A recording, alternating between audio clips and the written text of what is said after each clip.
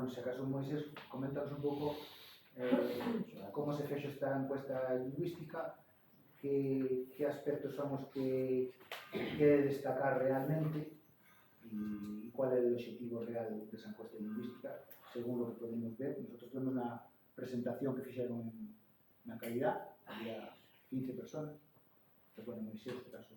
Sí, efectivamente a encuesta esta presentouse na calidad e despois presentouse no UBIOU tamén na Facultade de Filoloxía, pero bueno, non pude estar aí.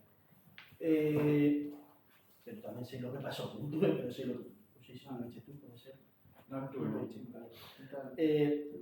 Bueno, primeiro de nada, pode parecer un pouco extraño que vayamos a falar un pouco de un estudio que non é noso, pero, bueno, entendo tamén que plantease un debate lingüístico cando se abriu a posibilidade que o Instituto de Autonomía se informara, se incluíra a oficialidade, planteouse o debate lingüístico e un debate legal, e nos debates pues, sempre ten que haber varias persoas que debatan, porque eu podo falar, e despois aquí queremos saber tener un debate con vosotros, eu podo falar, pero se non hai resposta, pues, bueno, non é un debate, é outra cousa.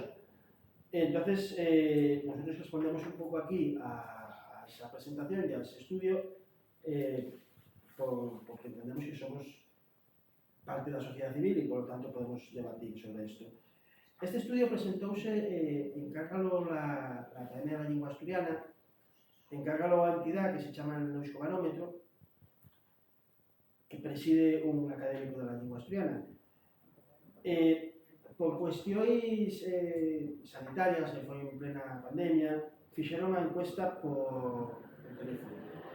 Pero que, bueno, isto é unha cousa que conoce Yeragamo, que limita un pouco o sociólogo que la fexo, que limita un pouco as estadísticas.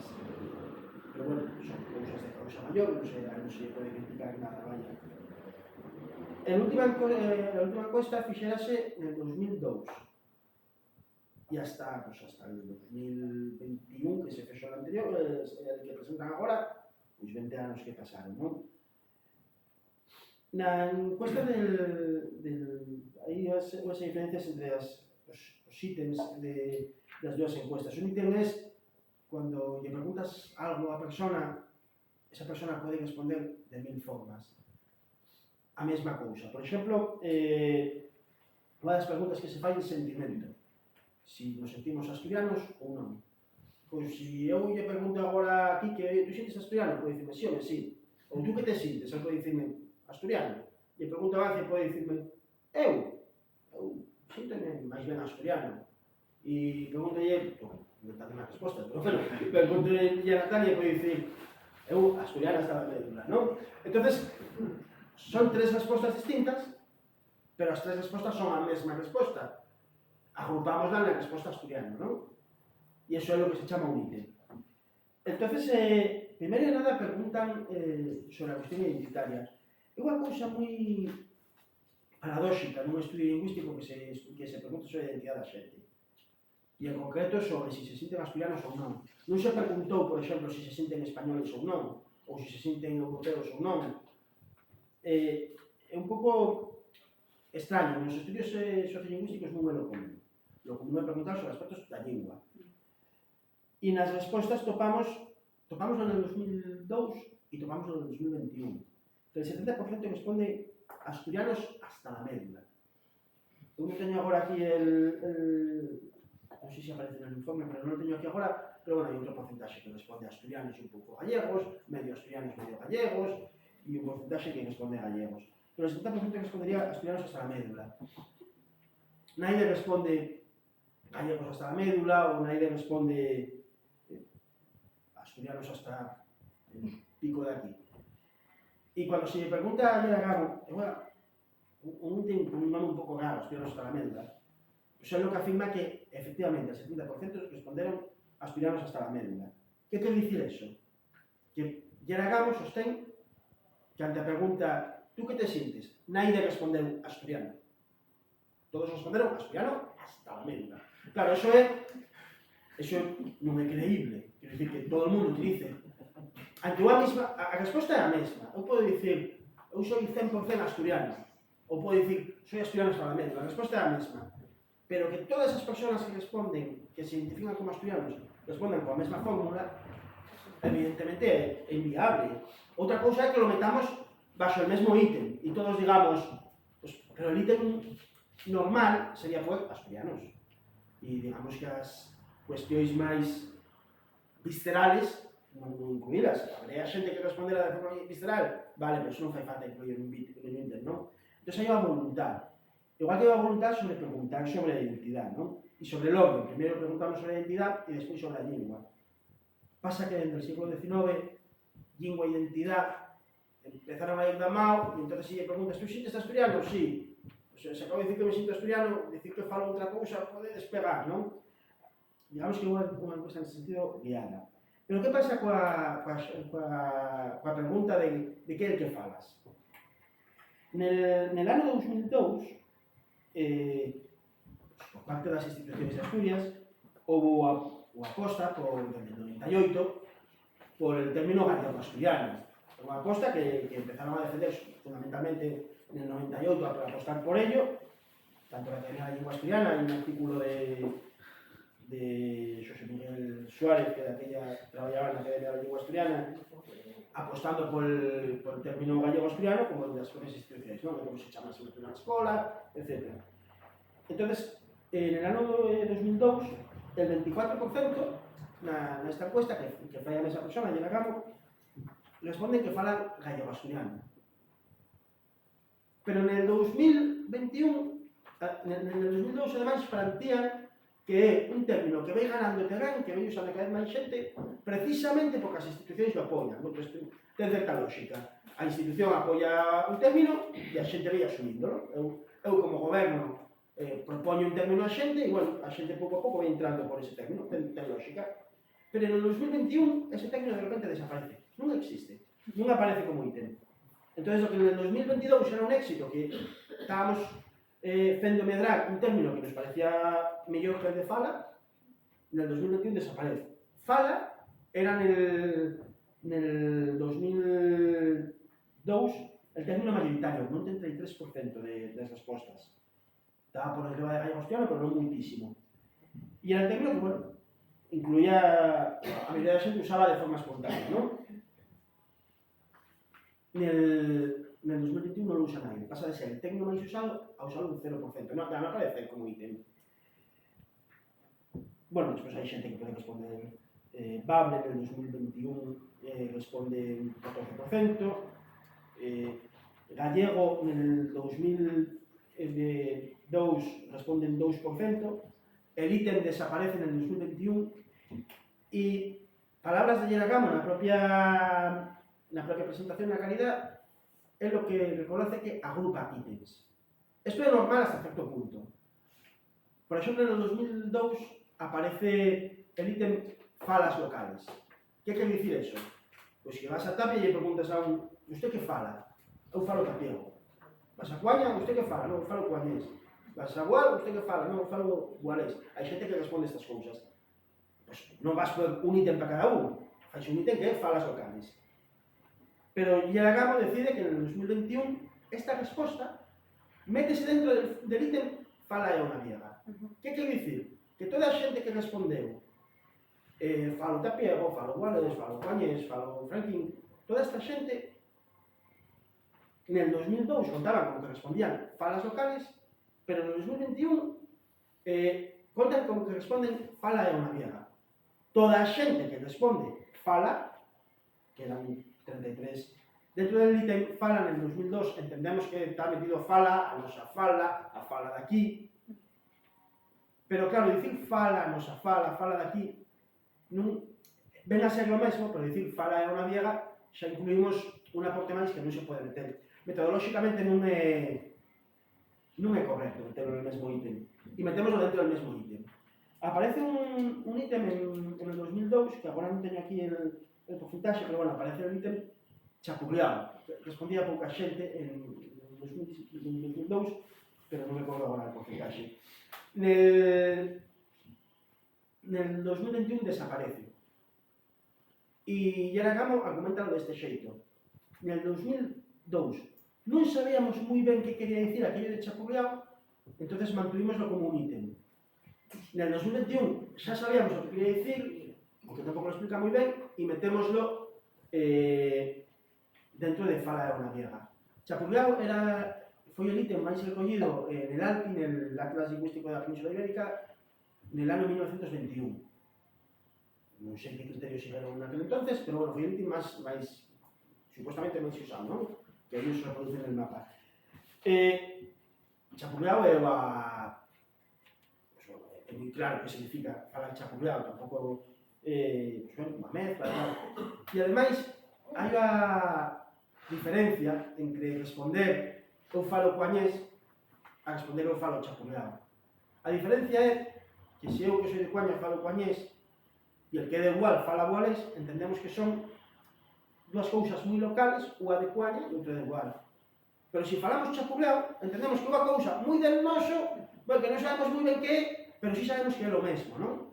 Aporta, igual que fala, pues aportan unha unidade, por lo menos dentro de Leonavia. Meterlo todo dentro do mesmo ítem, al final nos sale un 65% que responde fala é unha viega, pero claro, dese 65% que responde fala é unha viega, temos un porcentaxe que responde Coañés, Guales, Silviano, igual o que fora. Temos un porcentaxe que responde fala, nosa fala, como falamos aquí, e teremos algún porcentaxe que responderán chapurreado. Por que crees, Moisés, que fan ese proceso de investigación? Por que escollen ese término e o navío? Que voluntad ten, que consecuencias ten en relación con a verdade científica do idioma? Claro, bueno, non sei se... entro un pouco en tema dos autónomos, non? Comentaba antes, Natalia, que... Por que lo fan? Por que nos presentan? Por que ayer a Ramos de Academia chegan con unha encuesta e de repente dicen que nadie quere se ouvir a palabra gallego e que todo o mundo dice unha vista? Claro, primeiro hai unha campaña, eu creo, hai unha campaña para que nadie, bueno, dos medios de comunicación tamén, de algúns medios de comunicación, vaya, que en realidad están en contra del gallego e tamén están en contra del asturiano. Lo que pasa é que creando este conflicto aquí con el gallego é fácil exportarlo tamén al resto de Asturias e dicir, non, isto da lingua mellor non tocarlo, mellor non normalizar nada porque mira, temos un xareo que van a venir os gallegos e van a conquistar igual, entonces, pero claro, si non vamos tocar el tema del gallego, pues mira, no guión tampouco falei de asturiano, que al final, pues en castellano entendémonos todos e evitámonos de lío, non? Aí por un lado esa voluntad de xente que meteu esa cuña. Comentaba Natalia que el término eunavievo pues, descubriulo Frías Conde para falar de gallego eunavievo. Pero, non me acordo agora en que ano foi, pero unhas xornadas de estudio da Academia, Ruth González, creo que se apellida, e Ricardo Saavedra, que son dos filólogos, ellos plantearon el término eunavievo como de lingua eunaviega. E plantearon así porque ellos defenden que lo que se fala aquí non é gallego, que é un terceiro romance, non? O sea, teníamos el gallego, el eunaviego e el asturiano, tres cousas, tres linguas distintas, non? E entonces ellos defenden que non se pode definir unha lingua por as que lo rodean, non? O tema de gallego asturiano, o profesor que fala Natalia. Por que queren negar que se fala gallego? Eu creo que é un discurso identitario antiguo. El tema de... Decían Hitler eso de un pueblo ou a raza, un imperio, pueblo, ou a lingua, ou a nación. Decíalo Hitler, pero bueno, esto foi moi extendido por toda Europa. Mesmo a prohibición de lo que chamaban las lenguas vernáculas ou a non promoción, el que, bueno, pues el que non tea gallego nas nosas escolas con normalidade, el que non podamos pues eso, un neno non reciba educación mayoritariamente en gallego 2 horas a semana, eso responde a unha idea que recibimos de lo que debería ser en este caso a nación española, non? Pois outra xente ten esa idea da nación asturiana, al final é un pouco esa idea. Natalia, se caso entonces con esos aspectos un poco para seguir con esto antes de empezar con los rasgos, por ejemplo, cuando vas a Junta General del Principado de Asturias y ves que los carteles vienen en castellano y en asturiano, pues ya, porque no es solo cambiarle el nombre y decir, en el occidente de Asturias fálase algo que se llama Eonaviego, pero no se sabe muy bien qué es. Pero ni siquiera eso se protege, porque protege. No sé, creo que yo por lo menos pienso que no nos sentimos representados si vamos de aquí a Oviedo y en la Junta General, que se supone que representa a todos los asturianos, independientemente de donde sean, porque no todos los asturianos están en Oviedo, y no todos los asturianos hablan asturiano, o castellano solamente. Y entonces pasas por la Junta y ves carteles todo en castellano y asturiano, sin representación del gallego de Asturias, o del eonaviego, como ahora lo quieren llamar. Entonces te preguntas, bueno, ¿y esto cómo se puede interpretar? Es decir, ¿somos asturianos de segunda? ¿Qué está pasando aquí? Y en cuanto a lo de la galleguidad o no, a ver, a nivel lingüístico, yo ahora voy a dar unos rasgos que delimitan el dominio lingüístico galaico, y que son rasgos que el primero, voy a hablar de un rasgo identificado en 1906, y el último va a ser un rasgo que voy a dar de mi propia cosecha de este año. Y todos estos rasgos, independientemente de lo diferentes que suenen as falas de aquí y de allá, también en la provincia de Lugo, da Mariña a Sober, falase, es todo muy diferente. Pero hay unos rasgos que delimitan el dominio galaico frente al asturleonés y que son comunes a todo el dominio galaico, incluido el leonabio. Y entonces los rasgos son los siguientes.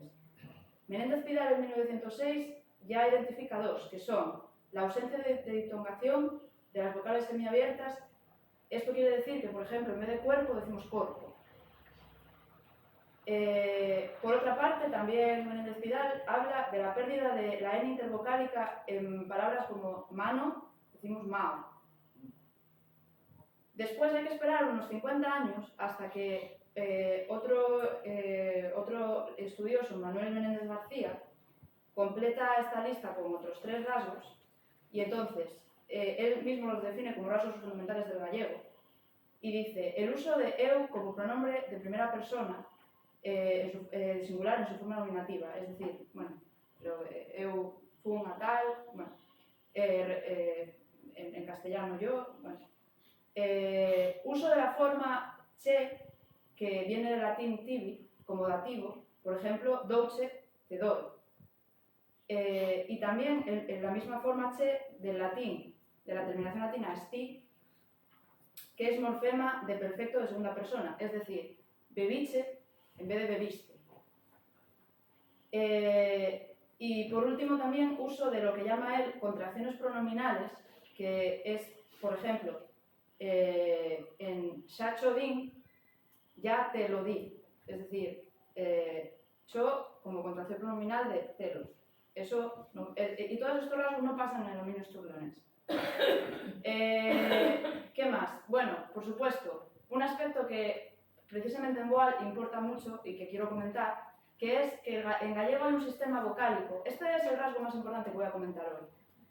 En gallego hay un sistema vocálico que tiene 7 vocales, es decir, en vez de ser A, E, I, O, U, como en castellano o como en asturiano, tenemos la E y la O semiabiertas, es decir, que hay 2 Es y 2 Os, con lo cual el sistema llega a ser de 7.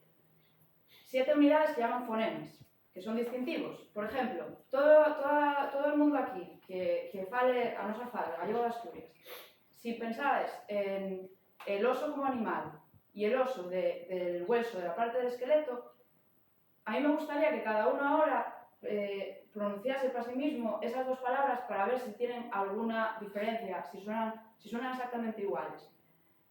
Oso y oso.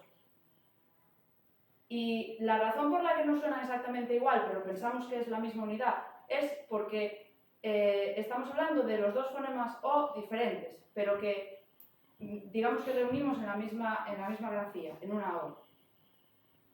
Y esto me lleva al cambio de la toponimia y la razón por la que hubo tanto rechazo a la U de Bual con la nueva toponimia, a la cual, si nos atenemos al dominio galaico y a las grafías que serían razonables en el dominio galaico, lo escribiríamos con O. Y no es porque en castellano se escriba con O, sino porque en gallego también se escribiría con O. Y yo todavía el otro día estaba hablando con filólogos noruegos para ver un poco a nivel de lenguas que no se parecen en nada a esta, cómo la grafía, cómo decidirían ellos, porque al final puede ser que eso era una convención, cómo representas un sonido, qué letra le pones. Pero yo os preguntaba, bueno, y entonces para estas vocales que son o cerrada o más abierta, ¿alguna vez hay alguna lengua que la representa como U?